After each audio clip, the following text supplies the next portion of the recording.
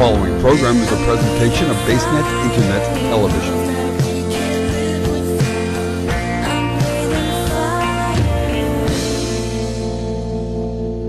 So welcome to this week's Crashing Glass podcast. I'm Holly Hurley, and here with me tonight, as always, is my co-host Jill Hindley. And tonight we have two special co-hosts, Miss Ashley Ellerby and Miss Katie Callahan. Hi, ladies. Hello. Hi, guys.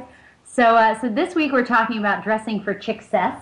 And obviously, you know, fashion rules have changed a lot over the years. And Katie is from the Stylist STL, and Ashley is an entrepreneur creating her own line of fashion wear for ladies who are on the taller end.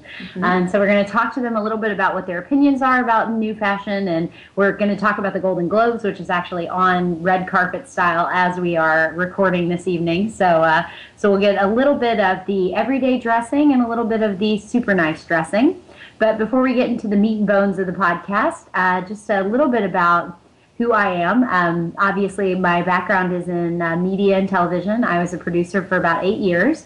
I also got my personal training certification and have been a triathlon coach as well. And Jill, you want to talk a little bit about yourself too? Sure. This is Jill Hindley. I'm up in Boston, coming to you from there. And I have a background in education, college admissions, worked in that, as well as track and field, cross-country coach, and just an all-around athlete for a long time. And I'm also the mom of 2 young kids, so I'm part-time working and part-time at home with them. And Ashley, tell us a little bit about yourself. Sure. I am an engineer by training, so I went to undergrad at Georgia Tech, did some engineering work for a couple years, and now I'm a business school student, second year MBA here at WashU in St. Louis.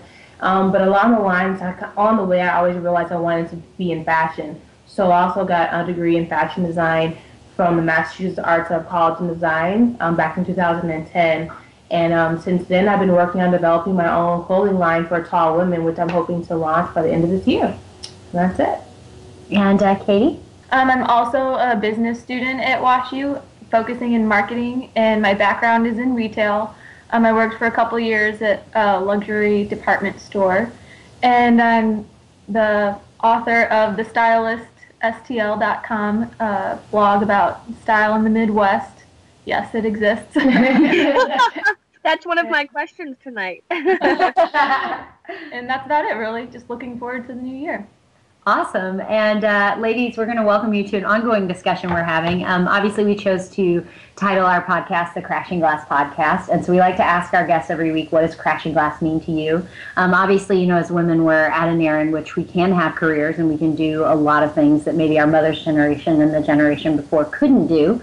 But with that comes challenges in all parts of life. So for Jill and I, crashing glass definitely means breaking through barriers in all parts of your lives, you know, sort of changing the status quo in every area of your life and really making new gains. So we always like to ask, what does crashing glass mean to you?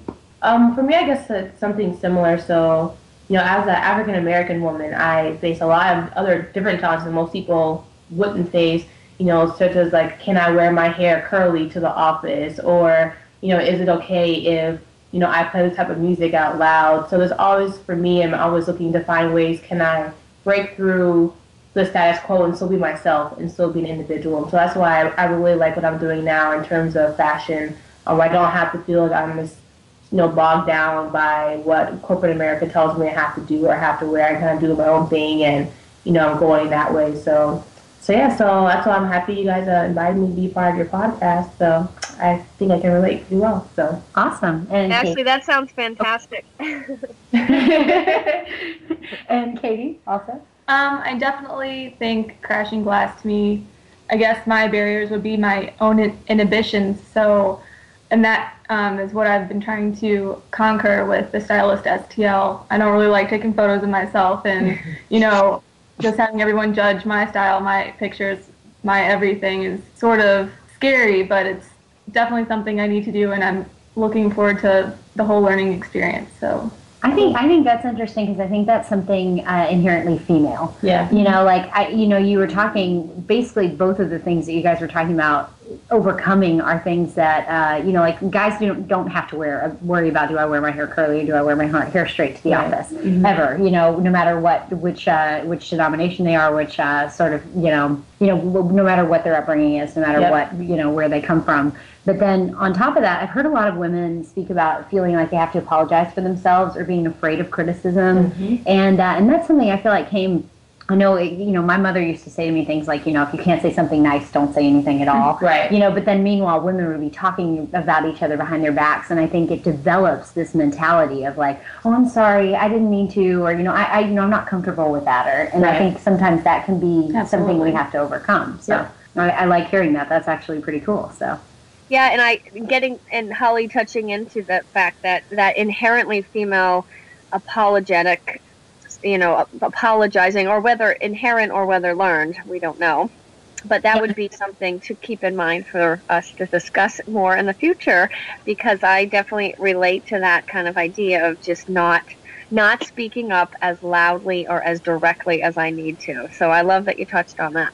Well, and I don't think there's any situation, you should never have to apologize for being an African-American woman in the workplace who has curly hair. Right. Like that should not be something we're still worried about in 2010. Right. But it is. It is. Yeah. I mean, it's something that people would say like, oh, wow, you're wild today or something. Like there would be a comment about it, and there shouldn't be, Exactly. So that's, I think that moves us pretty well into our Chick Style segment for today. So, Jill, I know that we have a lot of questions sort of put together, and I would love to start with the question of what is the answer for how you wear your hair in the office? Curly or straight, does it matter? Is it important for your professional viewpoint? Well, I will say this. So back when I was as an engineer, so I worked at some pretty higher big name companies like Johnson & Johnson and GE, and back then, yes, it was a big deal if I wore my hair naturally curly to the office and a fro. If I could say that, people would look at me crazy and ask me, oh, well, this is different today, and made me feel very uncomfortable. And so it really pushed me to, well, should I even wear my hair natural at all? And so I ended up putting a relaxer in my hair to make other people feel more comfortable around me at work. So it wasn't really you feeling, it was you making them feel comfortable. It was them not feeling comfortable with it, and so them not being comfortable made me feel uncomfortable. It made me feel that I can't be as good as my counterpart because I don't look like my counterpart. And so I started wearing my hair straight.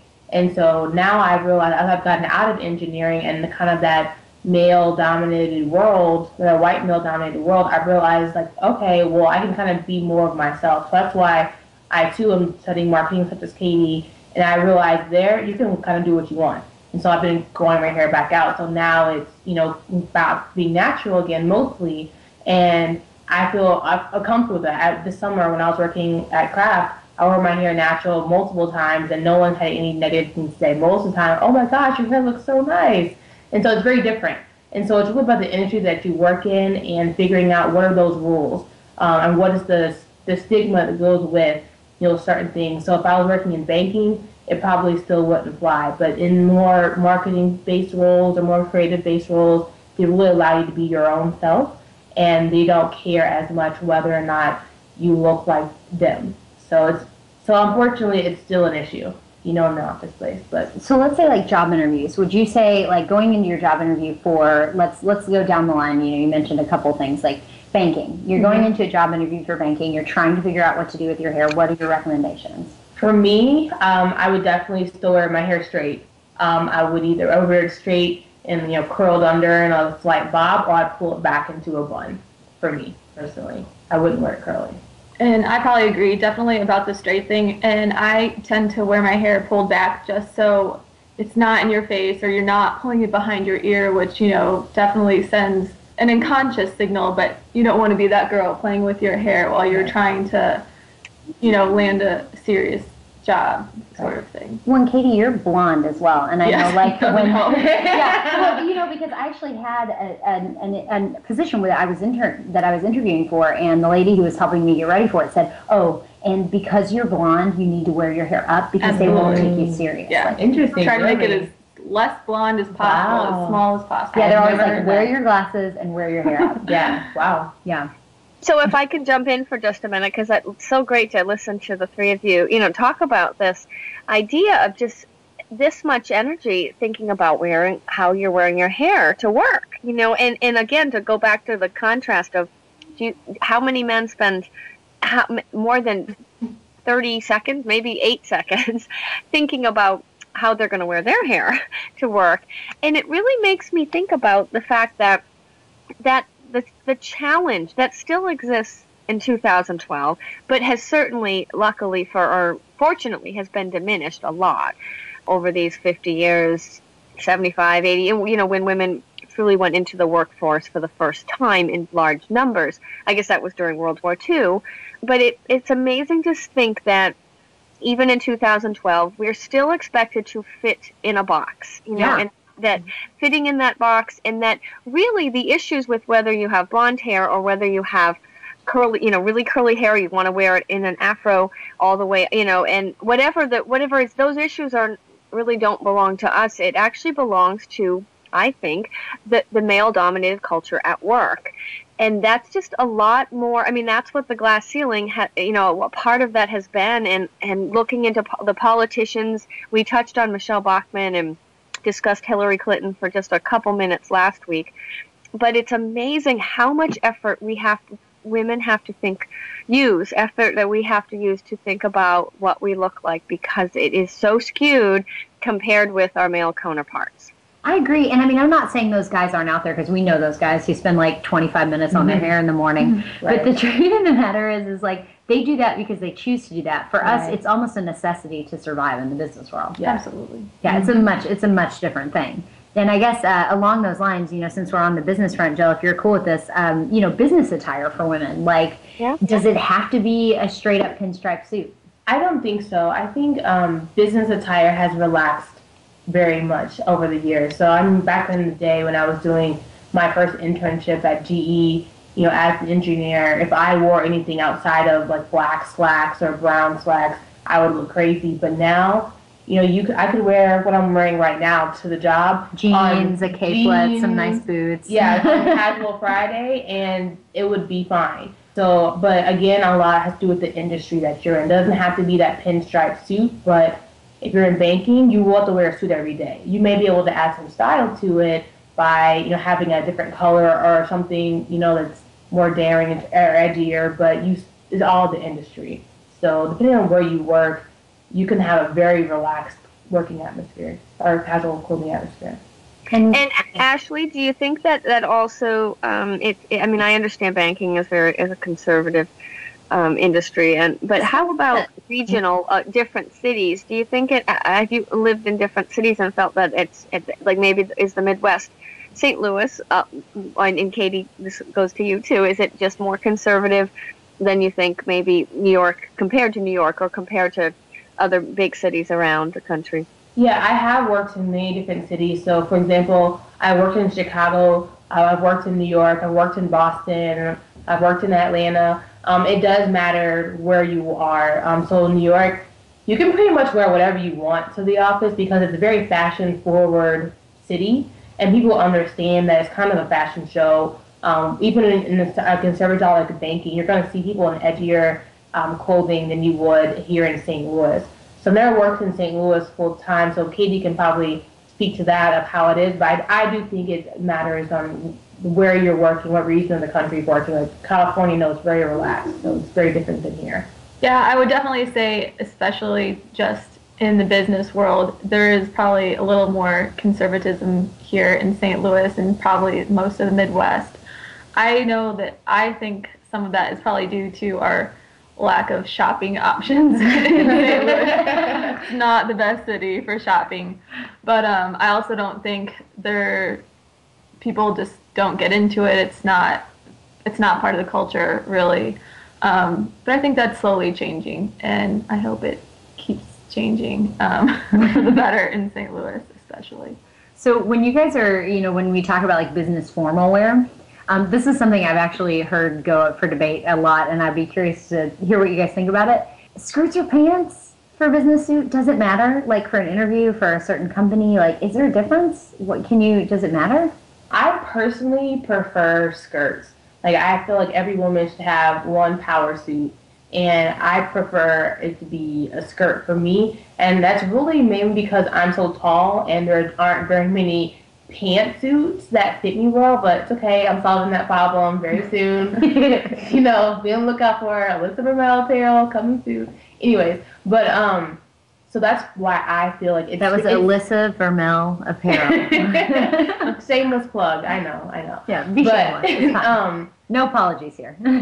Awesome, great. So I feel more comfortable in a skirt suit because I know it's fitting me the best. So whether it's pants that fit you best and you feel the most comfortable, whatever you feel the most comfortable in, that can be your power suit. I don't think there's a stigma anymore related to women wearing a pantsuit versus skirt suit anymore. It's how do you feel? Do you feel confident? Do you feel like you can nail this interview? Then that's what you should wear. Oh, okay. All right. I think that's interesting. Now, of course, since you like to wear skirts, Jill and I actually have been talking about this all week. Pantyhose apparently are making a comeback. Do you have to? Should you? What is the deal with pantyhose? Yeah, and can I just add a secondary question? Is it fashionable to wear a skirt in during the winter, maybe with boots, with dress boots, but is it okay fashion-wise to wear it with nothing, bare legs? Because I know that there was a time where that would have been horrific for many reasons. Not just fashion, but because women that would have been so risque. But I wonder about now, if weather permitting, is it okay to have bare legs during the winter, or fall, winter, spring? Sure. I definitely think fashion-wise, it's at your own risk if you can handle it. I'm, depending on the skirt, I'm okay with going bare legs in the winter.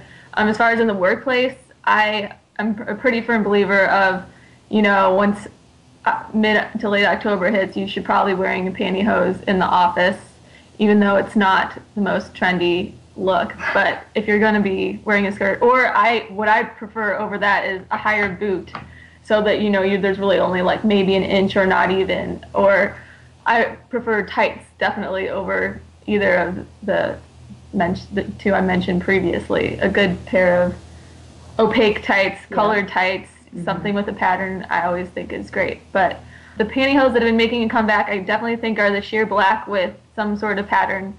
And I like them, but I haven't really tried them myself because I'm a little apprehensive of the sheer black. I do think it looks a little dated still myself. They like ride and stuff too. Like, I mean, who ever brought pantyhose back? I just think either it was like some gay man somewhere. Like, they ride, they're weird, they get like saggy in odd places. Yeah. I don't want to be uncomfortable while I'm at work. They're difficult. I personally don't like to wear pantyhose, but if I'm going for an interview, I always will. That's just something I've always been taught, wear your pantyhose. Absolutely. But in the office, I kind of like what Katie said, working that trade-off. Can you wear a taller boot so you have less legs showing? Can you wear a longer skirt? Can you wear I do like the design tights, not the ones with all the butterflies and polka dots and all those different things.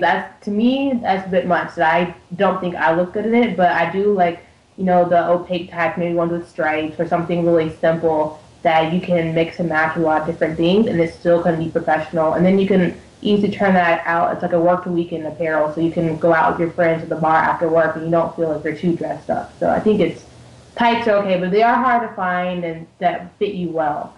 So good luck on that mission. I love this discussion because it's just helping me a lot in terms of, because I do wonder about the whole with the bare legs versus and obviously you're also in the middle of the winter. I know my legs are so not so great to look at, given that they're like the color of paste, but I just live in Boston. Yes, right. But on Friday I worked part of the day, and so I wore a dress, like a woolen brown, kind of a nice, not too dressy, but it was perfect with brown boots. But when I was getting ready, I looked for tights, and I didn't have any that matched. I had black, and I had gray, but I didn't have any opaque tights that were going to match this brown and brown. So I pulled out an old pair of pantyhose from the back of my drawer, I wore them. I think they were fine because there was only like I was chatting with Holly, a couple inches between the bottom of the dress and the boot, 2 inches. But I did do that, and when my kids got home from school that afternoon, got off the bus, I was home already, and I had taken the boots off, and I put on slippers. So I was wearing the dress still, but I had my slippers. But I still had those pantyhose on, and my 8-year-old son comes off the bus right up to the front steps, and he looks at me, and he's like, "What are you wearing?" He had never laid his eyes on pantyhose, and he's 8.5 years old. So I thought that was kind of a good indicator of how long they have been out of fashion. Yeah. Yeah, I mean, that just shows that things can come back from anywhere, because honestly, I was loving the freedom those few years where they were like, as long as you put, like, there was that great interview, I think it was with Oprah, Oprah and Michelle Obama, where, Whoopi Goldberg was like, I'm so happy that they showed a woman with a black woman with bare legs, and she clearly had put on a lot of lotion, because this is a problem. People say that it's just for certain color of skin, but I have super dry knees, and they're nasty. I always say I'm the ashiest white person I've ever met. And, I was so happy to hear her say that. And I was happy to see our first lady with bare legs. Yeah. Like, thank God, we've liberated from pantyhose. But I feel like they're making a comeback, and I'm devastated. I'm just so devastated. I'm like, because tights, I obviously don't mind. But pantyhose are like a whole nother you don't have to give in to the whole pantyhose thing. I think they're trying to do it more fashionably with the designs, but I think it's still okay. Outside of the interview, I don't think there's any required time you need to put on pantyhose at any point in time. So I just hate them. So, yay! So this is a question from our readers here. Appropriate heel for work. Is there how high is too high? Well, for me, it's a little different because I'm already almost 6 feet tall. So I'm not going to put on a 4-inch heel, because then I'm going to be taller than everyone in the office and everyone's cubicle. Me personally, I try to keep it between 2.5 and 3.5 inches. I'm comfortable with that. I would think anything over that may look too much for the office, but that's me personally.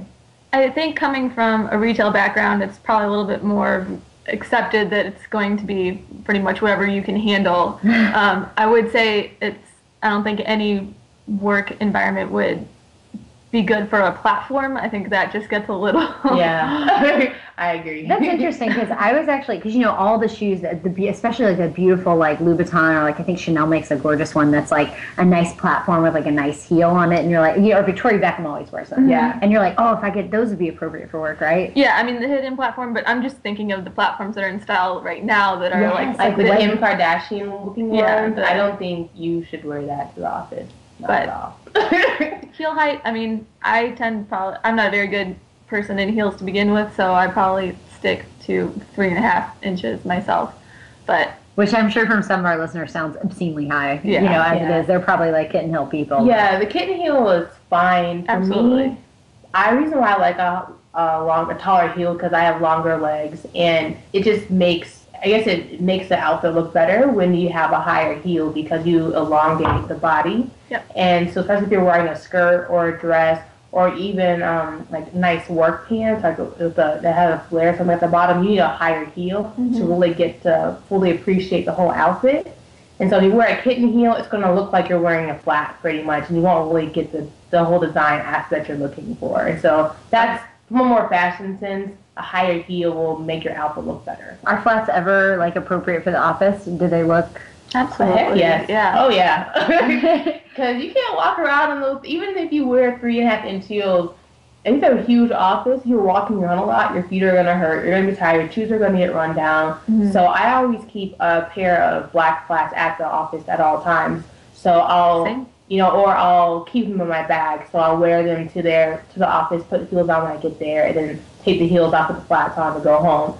And there's nothing. So that's an okay thing to do. Because I know when I lived in New York, everybody was crazy about putting tennis shoes in your bag, and I was like, I am not walking home in a business suit with some nasty tennis shoes. Yeah, I didn't do it. I mean, you can. I don't think there's anything to say wrong with it. Maybe just get a nicer pair of tennis shoes. Maybe get some cute black tennis shoes. Like Nike has cute black ones with the pink swoosh or something like that. Maybe that. I wouldn't get some crusty old New Balance, something like that. So, I mean, that's just me personally, but nothing wrong with wearing tennis shoes. You got to be comfortable at the end of the day. I'm not going to have bunions I'm 40 because I wanted to be cute all day long. No. I may actually.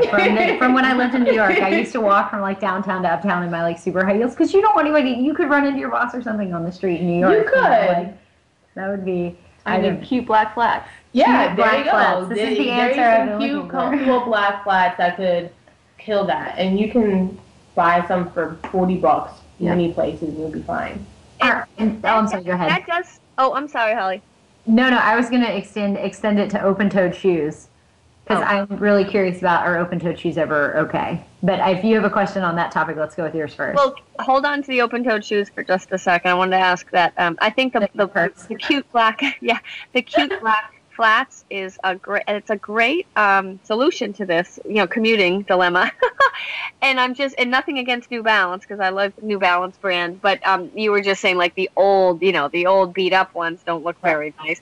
But are women now, in this last year or two, still doing that tennis shoe thing on the trains and the subways and stuff? I'm just curious because I haven't been commuting so much in recent years. So is that still going on now in Boston, New York, St. Louis? Definitely not St. Louis. This is one trend that thankfully we have never experienced here. In Chicago this summer, that was definitely still happening. There were definitely, but what I noticed, it wasn't the traditional like running shoe. I noticed it was Puma shoes. Puma has people love Puma. Puma has these really low cut tennis shoes that look like slippers almost, but they're comfortable and have the sole as a regular tennis shoe. But the top of it looks like almost like a flat, but has a strap across the top. And they were wearing it so much that I actually went out to the Puma store and tried to find some myself. And so, but of course, they didn't have it in my size. But anyway, so they were finding other ways to wear comfortable shoes. So I took the train from downtown Chicago out to Glenview, Illinois for my job every day this summer. And I rarely saw anybody wearing a heel trying to run to that train. And back. So everyone was doing something. Either they were wearing that comfortable shoe to the office all day or they were switching it out once they got to the office. So, yeah. Okay, thank you for answering that. And Holly, back to your open-toed shoe question. Yeah, so like a peep toe or maybe like open toe or sandals even. Like how far is too far for like a professional environment? I think it definitely has to have a back as far as sandals that you can't go in anything that, flip-flop. Yeah. I'm definitely okay with open-toed shoes. I probably wouldn't do it for the interview just because you want to put your best and sometimes most conservative foot forward. But besides that, open-toed, heel flat, colored, black, whatever. But definitely just has to have a back on it, I think. Yeah, I think that's a really good point. Having a back makes a difference because that flopping sound can be heard all throughout the office, and you don't really want that. But I do think that, at least in my particular peep toe, I definitely think works. But I haven't seen too many open-toed shoes. But then again, I've worked in a lot of very conservative environments in engineering, or manufacturing environments. You don't want to have open-toed anything because something could fall and break your foot. And so that's just part of that job. So again, it's about looking at the industry. Now, if you're working in retail or fashion, then yeah, you can probably put on anything that whatever is going to be the most fashionable, then you should wear it. There probably won't be any real issues with that.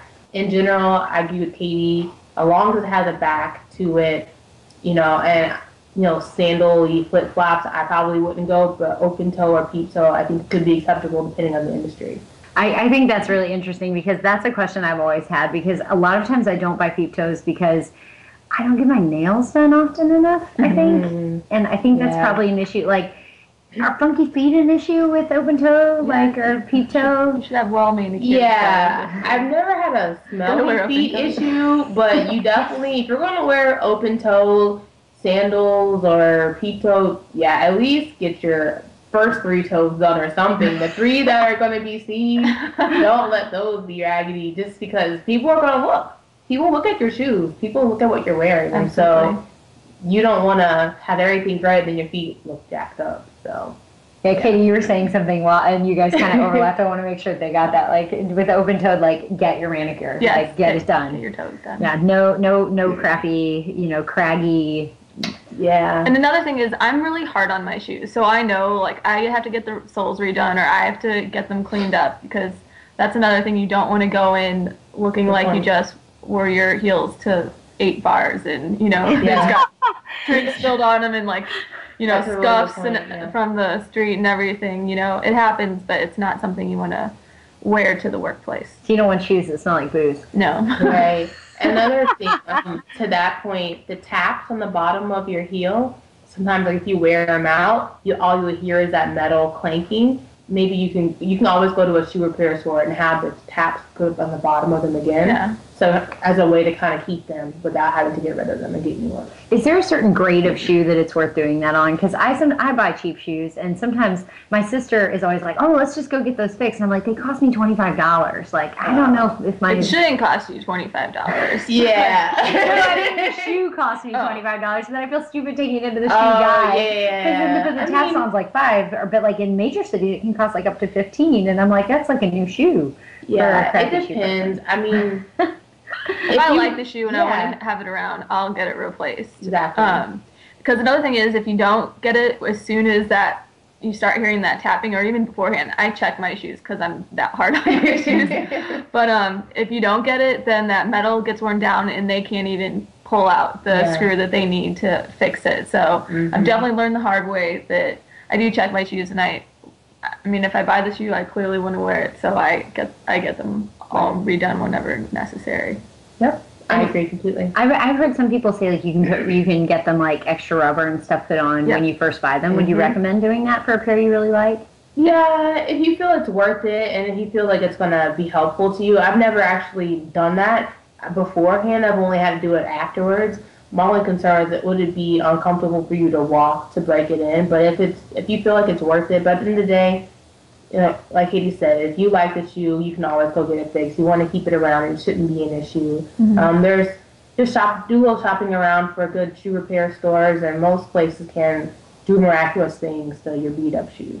So I've actually got a question from my sister. Is it ever okay to wear your pajamas to any place other than the house, aka the grocery store, and aka the bus stop? Yeah.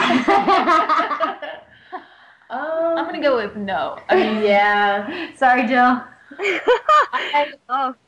I need to work on things then. Wait, what'd you say, Jill? Sorry. Oh, I was saying that then I need to step things up at 8 a.m. to go out to the bus stop. I mean, there's a difference between like leisure wear and pajamas. I wouldn't wear pajamas anywhere, but I definitely have, you know, my comfortable like leggings and cute fitted t-shirts that I'll wear out kind of thing, but not usually the same stuff that I wear to bed, or like the college t-shirts that I have around and stuff like that. Yeah, I agree. I mean, I know I'm not going to lie, I think I haven't done it before, and I've been called out. I had one particular time in college where I woke up late, and I literally rolled out of bed, hair still wrapped up in my pajamas, and had to run to my final. And I will never live that down because one of my best guy friends stopped me afterwards, like, Ashley, I know you had a final, but you look messed up right now. And like you can do so much better, and I've never forgotten that. So thank you, Lamar Stewart, wherever you are. You changed my life, and I will never wear pajamas with my hair wrapped up out in public ever again. So, I mean, it's more of, I think you want to always try to put your best foot forward, whether you're going to the grocery store or whether you're going out on a date. You don't all have to be completely glammed up, but that's how people are going to perceive you as just rolling out of bed. You know, they may not have the same respect for you. So you say you may see anyone on the street. You never know who you can run to at the grocery store. You know, so you never know who you're going to run to at the post office. So kind of always have that nice loungewear, comfortable sweatpants or comfortable, you know, leggings or whatnot, and a t-shirt.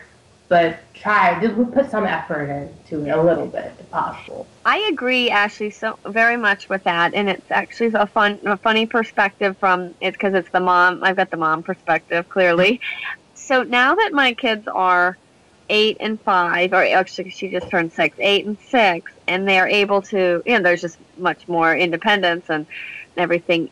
I have kind of turned the corner. Actually, it was a couple years ago that I turned the corner where I just what Ashley said. I agree that the post office, you know, whatever, the going through the drive-through of the the Dunkin' Donuts or something is different because you're not getting out of the car.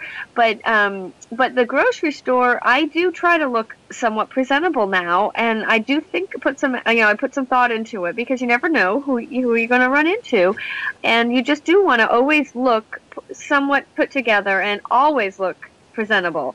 But just to go back a few years, and for moms, young moms, or who are listening, when you're going through that phase of, you have a newborn, or you're in the midst of, whatever, you're nursing your baby, at home, and then you have to go to, jump in the car in between feedings and get to the grocery store or the pharmacy, you do not look presentable a lot of the time.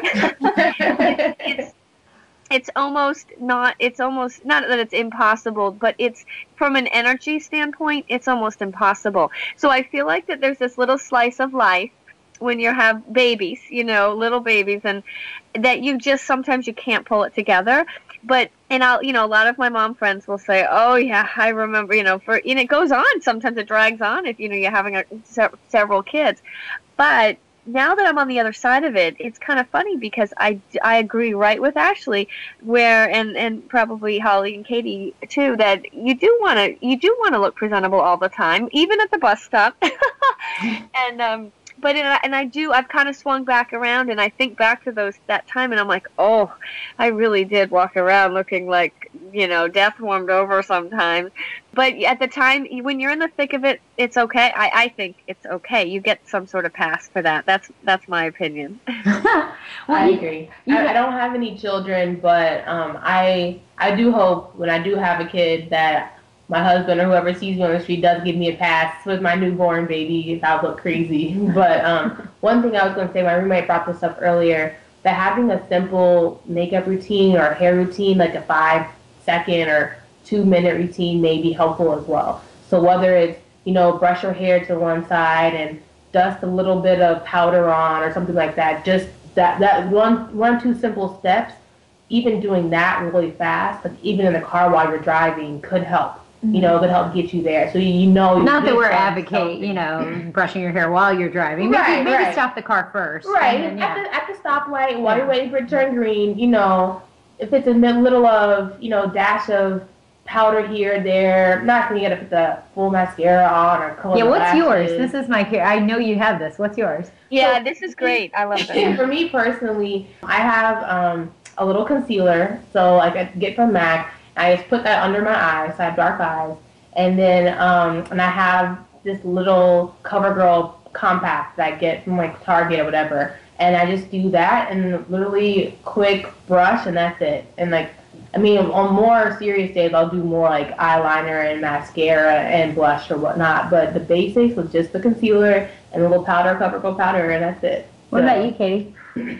I mostly have my full face of makeup on for the majority of the time. But, if you had to break it down, the only thing I can think of is in the summer when you're just out and about at the pool and stuff, you don't clearly put your whole face makeup on. But definitely under eye concealer, mascara, bronzer, and lip gloss is lip gloss to come down to, I think. See, mascara's clutch for me. I can leave the house, I can be out in 5 minutes if I can put my mascara on. I have friends who literally make fun of me because I'm a 3-coater most days, but my husband's always like, who do you think you're going to see? And I was like, I'm not going anywhere without mascara. Mascara is clutch because I look like a dead boy with I do mascara. too, blonde eyelashes, blonde hair, there's got to be some There's always that one thing you got to have, and it's mascara for you. For me, it's the concealer. As long as I've got that one thing, I'm good, and I can make it. I can fake it till I make it. So. This is great. I think that my thing used to be just a little lip color, because then it would bring color to my face, and I just throw that on. But that's actually before, that was a while back. Now I really do, and that actually brings me another question for Ashley and Katie. I do need to have the concealer to be part of I should put that on the moment I step out of bed, because I feel like it's, so So important. So I'd love to I'll go off on an entire under-eye concealer discussion sometime with you too. But right now I just wanted to ask about eyeliner. I think eyeliner, I'm with Ashley. I think you said that, when your second step sort of is, if you have time, is the eyeliner and the mascara. I wear eyeliner too. That's sort of my go-to thing to make just define my eyes, because I feel like, whatever, they need that. But I have a girlfriend or two who makes fun of me from wearing eyeliner, like as if it's so 80s or something to wear eyeliner. So I wanted to hear from the stylist about that. Gosh, no, I love eyeliner. Yeah. I wear eyeliner to school. I mean, I wear it, top and bottom of my lashes. I mean, during school, I'll wear like a black brown, and then when I go out, I'll, have like the gel black, kind of thing. So I definitely use the pencil during the week. It's much quicker, and it's not as dramatic looking, but no, there's nothing 80s about eyeliner unless it's blue or something. Yeah, no, I agree. I like eyeliner as well, because I wear glasses most of the time, and so I feel that I need something to define my eyes, and so I will put eyeliner on most of the time, top and bottom as well. I don't think there's anything wrong with it. There's nothing dramatic. I'm not making like cat eyes with it, or nothing. It's not purple. It's not green. It's typically black, at the most a dark brown, and I don't think there's anything wrong with it. So your friend, I'm not sure why she doesn't like it, but... Well, she's a mascara girl, and so she just concentrates mostly on that, on her lashes. And I think that she also thinks back to like Katie said, the blue, maybe it was because she had a bad experience with blue eyeliner, which I do not wear. So I just thought that was kind of funny. But this is so great, because I think it is the idea of just having, like, when you don't have the time, to do more than 5 minutes, what are those top things? And each of you said, well, this is what they are for me. It really depends on your complexion. It depends on your strengths and weaknesses, like, that you have going on in your face. Like, like you said, sometimes you need to make those eyelashes stand out, because otherwise they're invisible, right?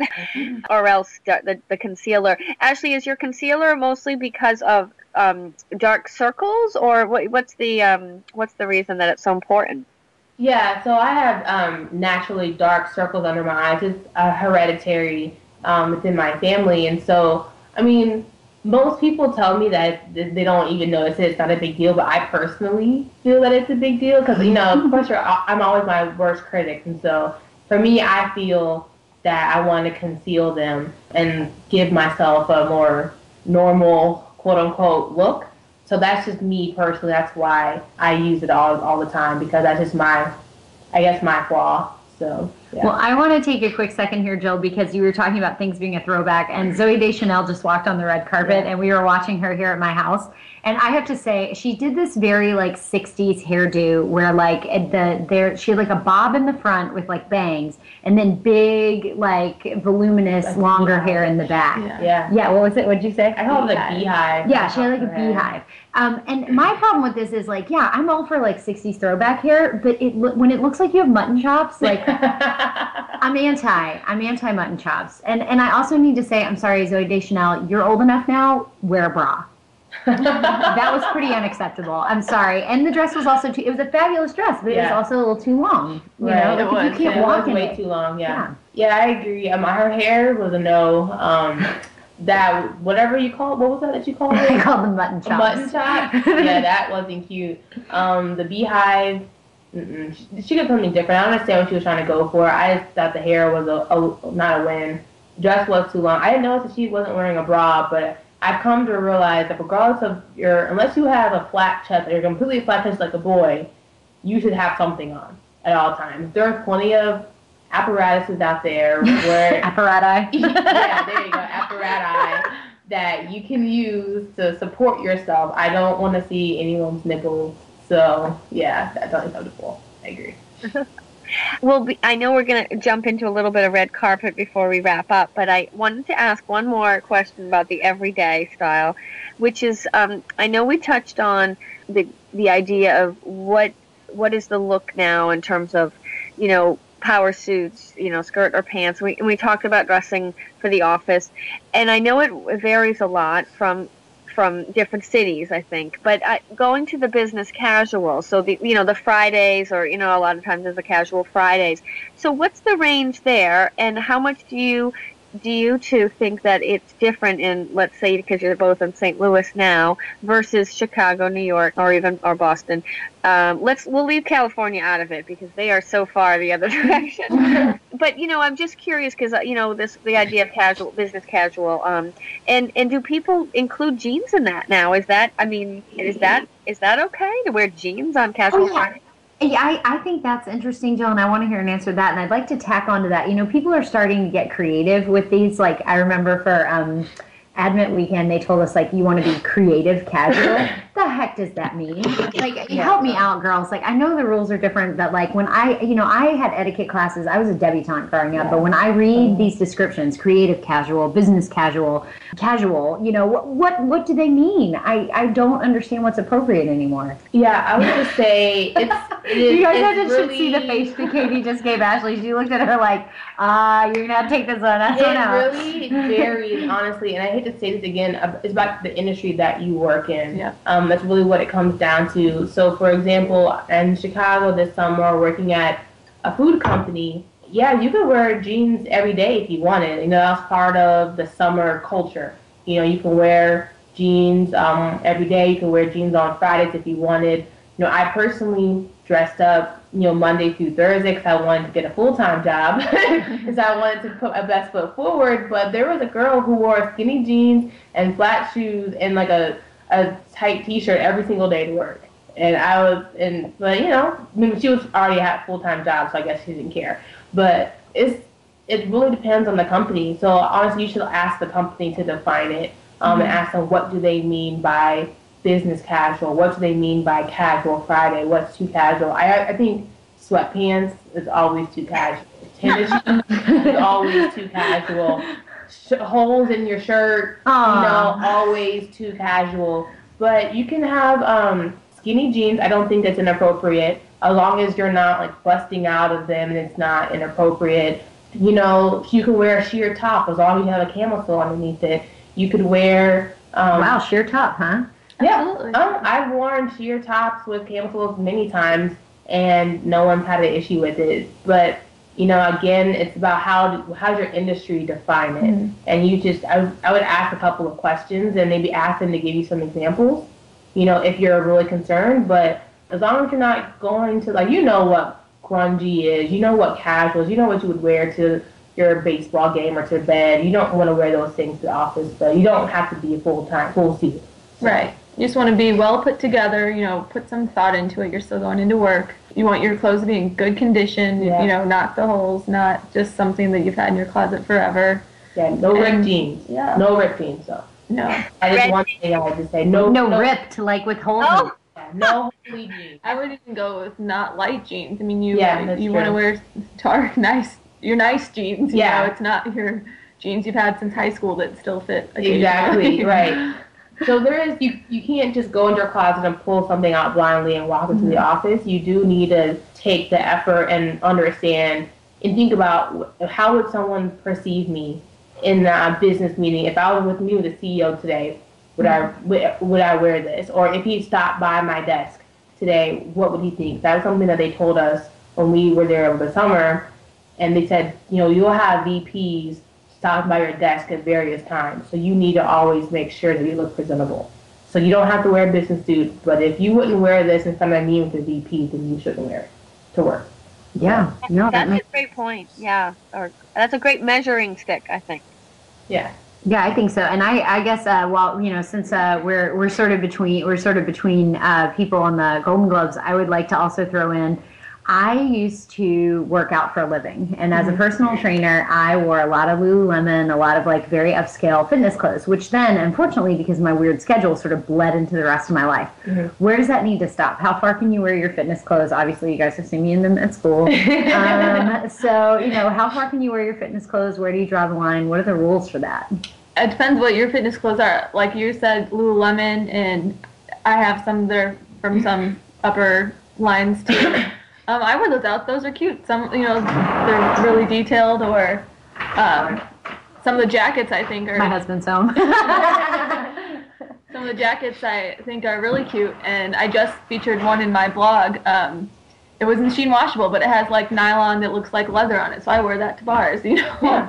So I just sort of think it is what you have, but I mean, your T-shirts don't spread that line. They don't. Right. And actually, while we're having havoc here, Charlize Theron is at the Golden Globes now, and she has this very delicate pink dress, perfect length, Yep. not too long, nice little hike skirt there. I like this. I actually really like this look.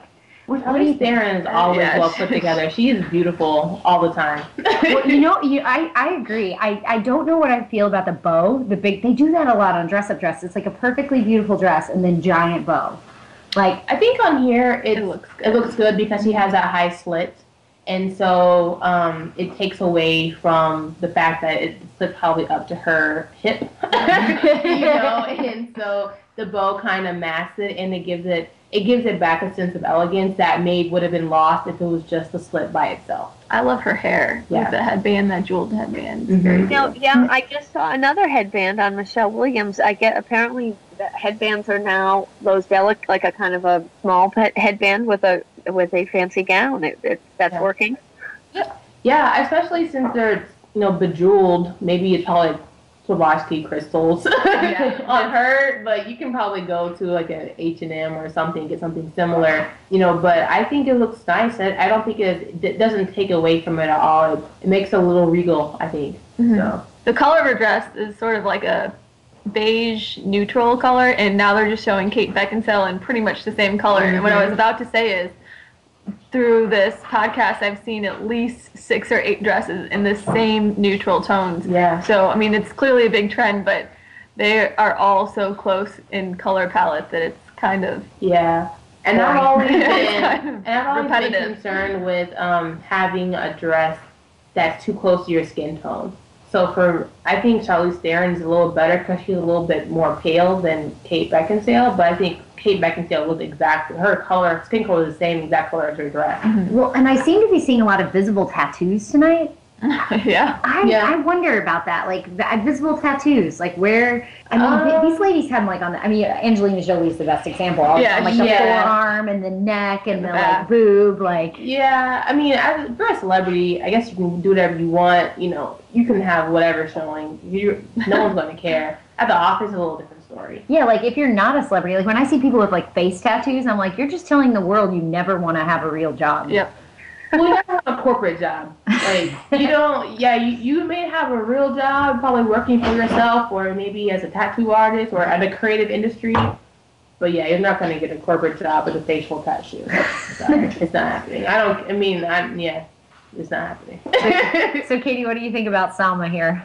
Oh, I love black and gold and beading, and I think she looks great. I love her hair. Mm-hmm. I think she looks good. Yeah. I think the lines of this dress are interesting for her because she always plays up the boob. Because she definitely is working with a lot there. Right. And she has a very tiny waist, and I feel like this almost balances her figure a little better than and Mary J. Blige again in that same same hairstyle as Charlize Theron in the same neutral dress. Yeah. Same color, yeah, and a tattoo showing. Yep. All in one, Mary J. Blige. But I like the feathers. There seem to be a lot of feathers. What do you guys think about like feathers on dresses? I'm not a huge fan, but I don't think that's too horrible. They're not too dramatic. It's not Bjork playing horrible. The one that was better, there was one that had black feathers earlier. Mm-hmm. That actually looked very elegant. Mm-hmm. Mary J. Blige's is more. It's not bad. I wouldn't say but I don't know. It's not my favorite thing that she's worn. I think she's worn better outfits than that. I know that, like, and Jill, I don't know if you saw this or not, but, like, the Fashion Police did, like, an episode, I think it was one of their first episodes,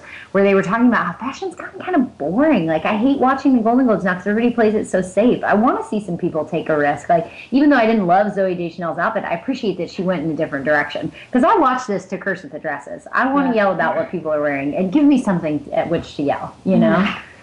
Yeah, there's a lot of neutral. There is a lot of neutral, it seems like, lately. Playing it safe. Yes, I'm not sure if it's playing it safe or if that's just the color trend of the season right now. So I'm not sure. I haven't looked at the color trend. I used to get a magazine every quarter. I know this is really nerdy, I'm sorry. But it talks about the color trend of each season and tells you why this this mustard or this grape color is the color. So I haven't looked at one. Actually haven't gotten one since I've been back in school because they cost like $60, and I'm a broke college student right now. Yep. So that might just be the color trend of the season.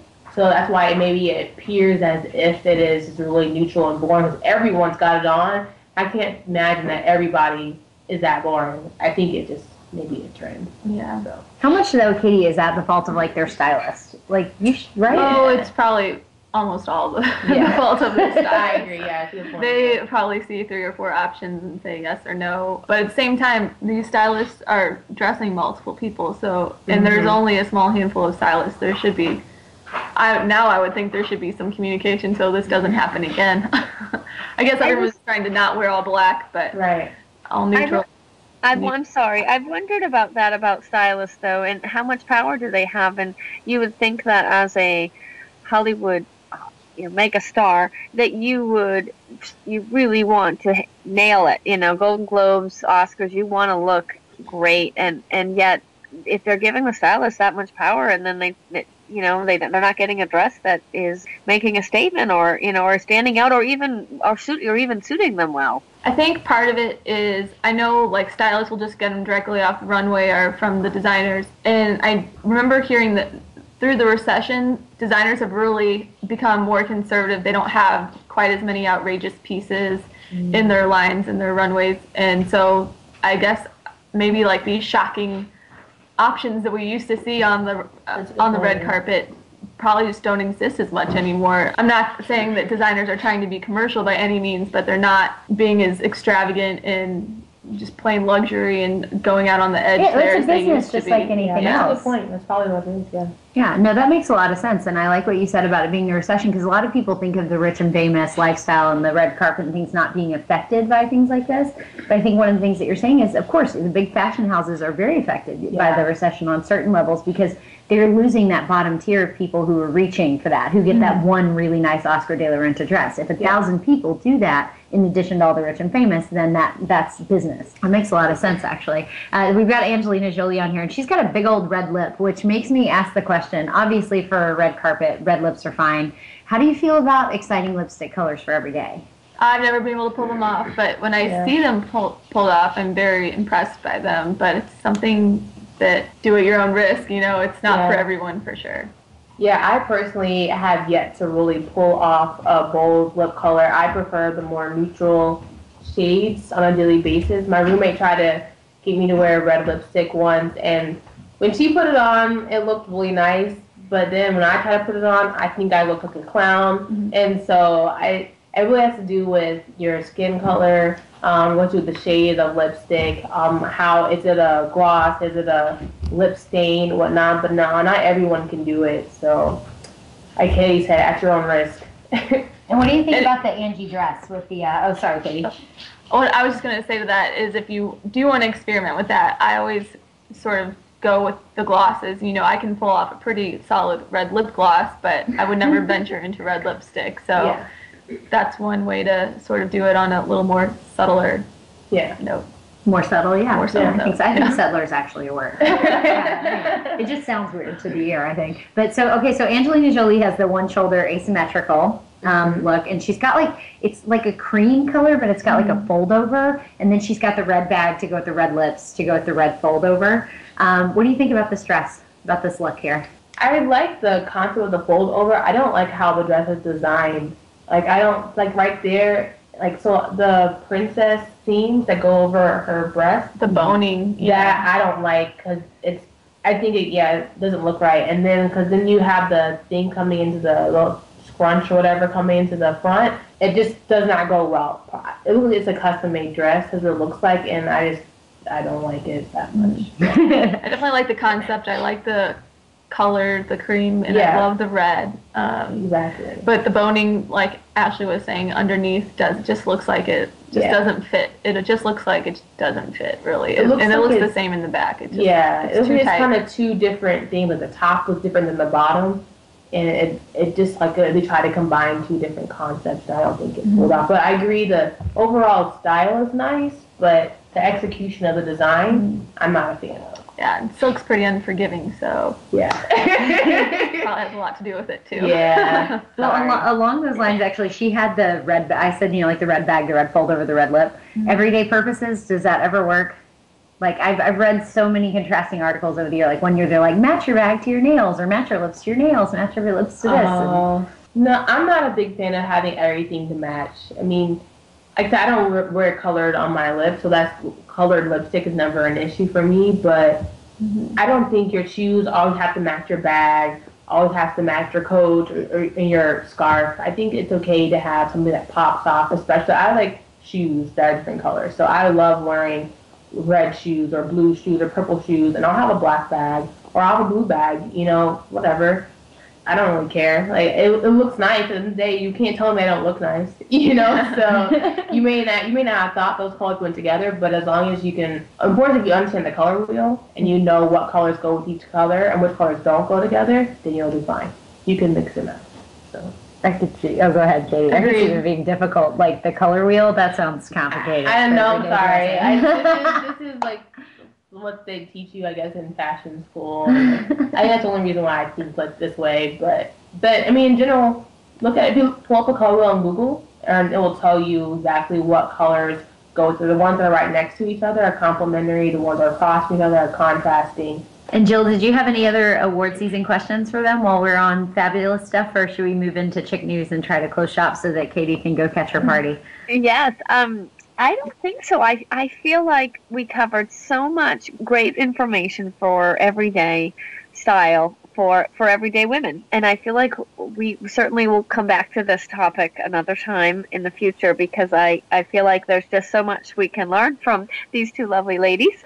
Absolutely. And if people have questions for our guests today, please email crashingglass@basenettv.com. That's crashingglass@basenettv.com, and we'll get them to them. And maybe if you're really enjoying this, we could get them on some other time too. Sure. Yeah. Come back and do follow up on your questions. So sorry, Jill. And also, while you're on BaseNet, if you travel to the BaseNet site, there is a place there where you can give money to our cause to keep fabulous podcasts like this one going. So I highly recommend going and donating, even if it's just $1. You can become your own executive producer of BaseNet programming. So please go and give your money until we find enough sponsors to where this can be totally free to all involved, not just coming out of our fun time in our pockets. And Ashley and Katie, before we do move on to our last little bit of Chick News, would you tell us again what the whether it's the website? I know that Katie that you have a blog, and then for Ashley the name of the line that you're designing, so that we can just repeat it for us, the information.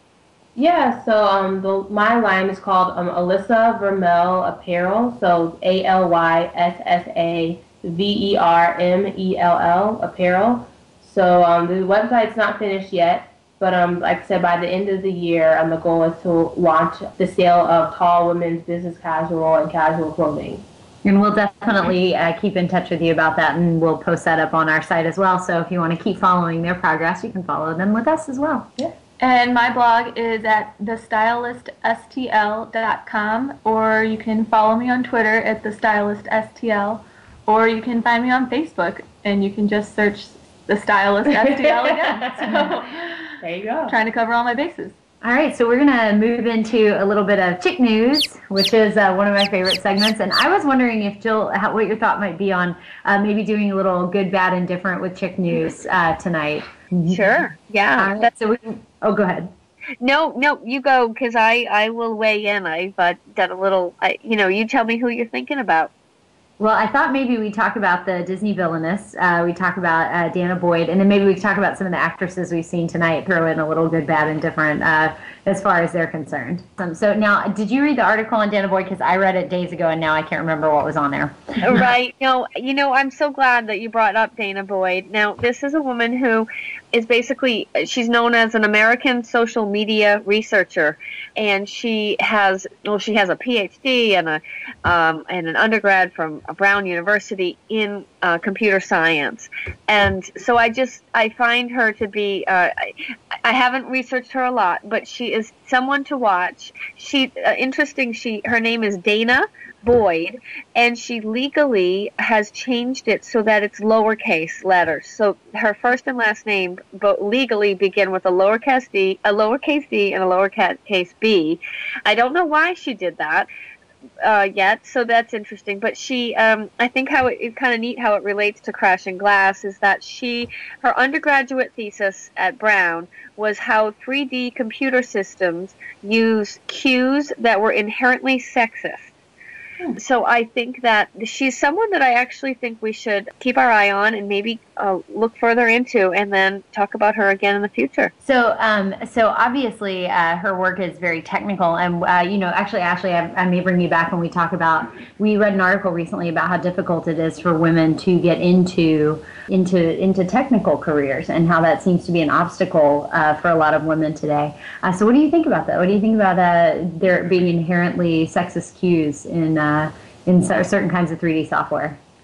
I wouldn't be surprised, honestly. So I have an engineering background from an engineering institution. It was predominantly, it was like 70% male. And so they're the programmers, and they're the ones who are going to gear it to fit what they want to see and what they like. And so, yeah, I never heard Boyd, never heard of this concept before, but I wouldn't be surprised. I mean, I don't know how purposeful it would have been, but like I said, it's subconsciously, you can design something that would be sexist towards women who may not be able to figure this out, as quickly, unless you have, a certain aptitude towards designing, programming, or engineering or whatnot. So I wouldn't be surprised, honestly. So happens. So we're going to take this the rest of Chick News here, and we're going to actually merge it with a new segment we're trying called Good, Bad, Indifferent. And basically, we're going to give you this little bit of Chick News. We're going to decide if it's good, bad, indifferent. If you think it's good for women, say good, bad, indifferent. Okay. Obviously, I don't really think it matters either way. Who cares about that person? And so we're going to start actually with our little bit of Chick News here. Disney is actually going to produce a villainous series, and they're going to start with Maleficent from Sleeping Beauty, and it's basically from her POV. Guillermo del Toro and Tim Burton are apparently are kind of arguing over actually producing it. So they're big directors involved. Wow. And what do you think of a villainess series? Good, bad, or indifferent for women? Let's start with Jill, since she's been quiet for a while. I think it's good. I having a 6-year-old daughter, the Disney princesses can drive me a little crazy. She's already they've already come and gone here though, so that's fine. But I think Disney villainesses, I say good. Mix it up. Ashley? Yeah, same. I think it's good to show children that there's more side to women than just the helpless princess who needs to be rescued. So I mean, I think it's something different that kids could learn from, and that Disney should probably look into doing more in different ways of showcasing women. Yep, I think different is good, and I think this will be very interesting. Mm-hmm. I say good, but I think one of the reasons it's good is because, girls, oftentimes we want to encourage camaraderie, and I think that's really important, but I think it's also really important to understand some girls are just bad. Yeah. But also, not just that they're bad, but there's a story that made them that way. They don't see themselves as villainesses. Like the girl who was like the biggest bully in the 4th grade turned out to be like one of my best friends later, because my mom told me one time, like, people who act mean to other people usually are going through something. Right. Like, they're not happy with themselves for some reason. And, it allowed me to reach out to a bully, which I don't always recommend. But I think it'll be good because it'll teach them the story that, like, hey, not everybody's going to be good, but it's important still to try. Mm-hmm. All right, so, ladies, I'm going to ask you to think of one person in the news or one celebrity that you want to get a weigh in on. And I guess maybe I'll start, since we just saw her on TV. Angelina Jolie, good, bad, or indifferent? Katie, we'll start with you. Oh, I'm on Team Jen, so I'm going to go with bad. And reasons, defense behind your bad statement? I'm on Team Jen. It's fair, yeah. So. She stole your girl's man. Yep. All right, Ashley? My first thought would say indifferent, because I don't really care. But then when Katie brought that up, I was like, yeah, she did kind of steal her man, and that's kind of bogus. So, yeah, I'll go ahead and I'll stick with indifferent, but I will say she was pretty bogus for stealing him like that. All right, Jill? Yeah, I think for Angelina, she's grown on me a little bit. However, my problems, I guess I'm going to go with bad, and here's why. Every time I see one of her old tattoos, it makes me think that she had a period of her life where she didn't have any forward thought about the future, and it's almost like one of my things in life is everything in moderation. Like, you want to get a tattoo, great, get a tattoo on whatever body part you want, but get one. But it doesn't have to be like 8 lines of text, down your arm, and that just seems So I think, I guess I don't like that about her, that just she sort of like didn't have the foresight to pull back a little and say, I'm gonna go moderate, and and just sort of preserve my body, preserve my skin. So I'm saying bad. All right. Well, I'm going to be devil's advocate just because I usually might say bad, but I'm going to say good, and I'm going to give the reason Laura Croft. Okay. That's going to be my reason for Angelina Jolie being good. All right. So who's got the next one? I don't know why this person popped in my head, but I thought Soledad O'Brien. I don't know why she popped in my head first, but okay. I don't know. That was kind of weird. So what do you think, Jill? Soledad O'Brien, host of CNN's morning show, one of the biggest serious anchors on television. Yes, I like Soledad, so I can't be devil's advocate here. I'm saying good. I just think she's I like her look, I like her intelligence, I like her overall. I will say good for Soledad O'Brien, because when I worked with CNN, I got to have a private conversation with her, and she talked about the frustration of you're on the morning show, so you do news about Demi Moore, which she doesn't really consider news. Right. And she said, but on the flip side, she told this great story about how there was a breaking news story, and her phone rang in her purse, and she picked it up, and she's like, hello, and she couldn't get an answer on the other side, and then all of a sudden she heard this really high-pitched voice with a really cheesy toy ringing sound, and it occurred to her she had pulled her daughter's Barbie phone out of her purse and tried to answer it, and she's like, I'm a serious news anchor, why am I talking on Barbie's phone? And for that story alone, I have to say I think Soledad O'Brien's great. Yeah. Well, I'm definitely going to go with good too. I mean, woman journalist, CNN, it's all good things right there. Yeah, I agree. I think she does do the morning show. It's not always the most news-heavy topics, but I do like her efforts to reach out and to look Black in America, Latino in America. That's something that a lot of anchors are not looking to do because it's controversial. And they're not comfortable with it. Right. And so I can appreciate that she's willing to take that risk and bring light to situations and topics that a lot of people want to cover up. Yeah, that's really cool. Katie, how about you? I think I'm going to have to go with a pretty controversial, but all over the news. I'm going to go with Kim Kardashian. Ooh, Jill, please. Yes, I'm salivating. My Kim Kardashian for me is bad. And the reason why is because, she kind of embodies for me the opposite type of woman that I am. She's so concerned with, that idea of building up wealth and that material wealth, whether it's her home or her clothes or just that spending of money on herself.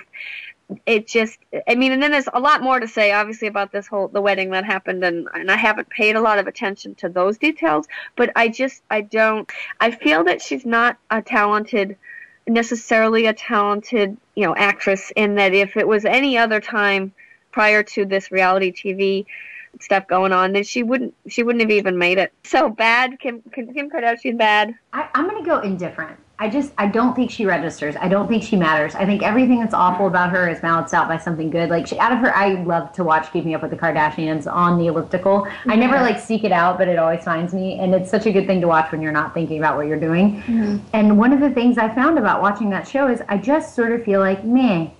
People like this, I don't know that they, matter, per se, to me. I think smart girls are going to look at her and go, she does business, and I appreciate that, but I don't like the way she does it. She's not really my type.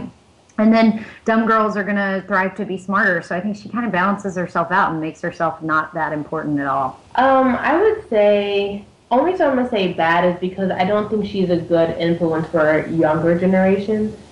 For me, it's kind of she's indifferent towards me. I don't care. I have my own personal goals, and I'm not looking to be like Kim Kardashian, but I have, younger siblings and younger cousins and soon-to-be nieces, and I don't want them to grow up and think if I look like a Kim Kardashian or if I act like her, then I will have her success. And that's my only concern, is that so many young girls idolize her. So many celebrities idolize her and talk about her and say she's the prettiest, she's the most glamorous, and younger are so impressionable that I don't want them looking up to her and saying, this is how to make it, because she's not really making it. She's got famous off of a sex tape, honestly, and it has built an empire off of that. And I don't want my niece to ever grow up and say, I'm gonna sleep with a celebrity and hope to get famous. And that's the only reason why it's bad. But I agree with you. I don't think she's an evil person. I don't think she's trying to hurt people or make anything bad in the world, but she does have a perception that if I act a certain way or look a certain way, then this is the only way I can be successful.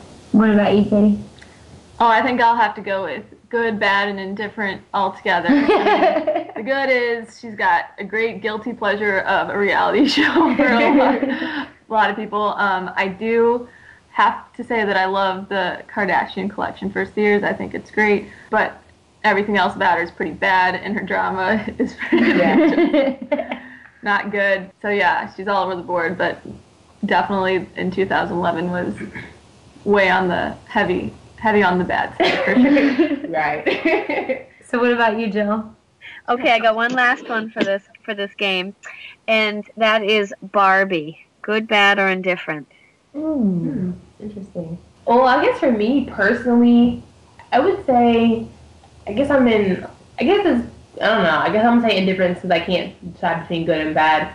Kind of the same reasons. Well, people aspire to be Barbie, and she's beautiful, blonde, perky boobs, and it's hot, perfect small waist, and like, how can I get to be that way? But I think Barbie has come a long way since back in the 70s when they came out. So now they've got black Barbies, now they've got corporate Barbie, now they've got athlete Barbie, stuff like that. So I think they recognize the error of their ways early enough, or at least recently enough, where now kids can, have a black, Hispanic, a white, Asian Barbie collection and be okay.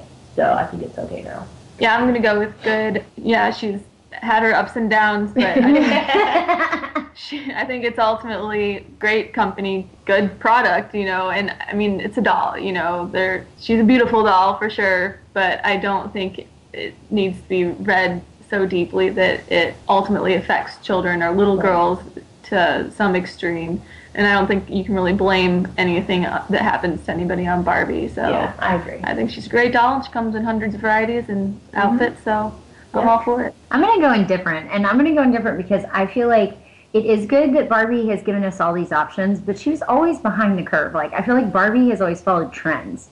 Like, Barbie didn't really, there may have been a time when she first came out that Barbie, set trends, but I feel like at this point, they just sort of let Barbie follow trends. Like, you have Barbie that had, I remember there for a while, there was a huge controversy because they were giving her clothes that reminded people of the clothes that, Britney Spears wears, or, they were like, oh, Barbie's so controversial. I was like, no, Barbie follows controversy. She doesn't create it, for the most part, and I find her kind of indifferent for that reason. And I would say I'm happy to report with a 6-year-old daughter, that it's kind of she's indifferent. Barbie, meaning I'm indifferent to Barbie, and Barbie she's not going to affect anybody's body image around here. She has a lot less influence, I think, now. Although I'm glad there are so many varieties, and she is coming, able to have the athlete and the Barbie and the corporate Barbie. But it's kind of indifferent. It's a pretty quickly passing trend.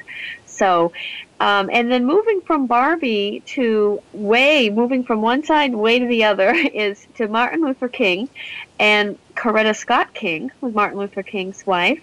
She actually passed away several years ago. But I have two quotes in honor of tomorrow, which is Martin Luther King Day. And these two quotes come from Coretta Scott King, who was also when she met Martin Luther King, she was actually preparing to be a career as a singer. But as they met each other, got married, and they did the civil rights movement. They were together. They were a team in that. And so she was a big part of the civil rights movement along with her husband. And the two quotes that I found that I liked the most and that I thought most applied to our Crash and Glass podcast are, the first one is, struggle is a never-ending process. Freedom is never really won. You earn it and win it in every generation. And the second quote I thought, again, was a nice, appropriate, relevant quote for us, which is, women, if the soul of the nation is to be saved, I believe that you must become its soul. Wow, I don't think we could end on a better note. Ladies, Powerful. thanks for joining us, and happy Martin Luther King weekend, and hopefully we'll have you back. Yeah, thanks thank for you for having having us. All right, well, Jill, it's good to talk to you as usual, and that's Crashing Glass for this week. I'm baring teeth and I'm cutting veins so I can make sure that you're bleeding. I'm choking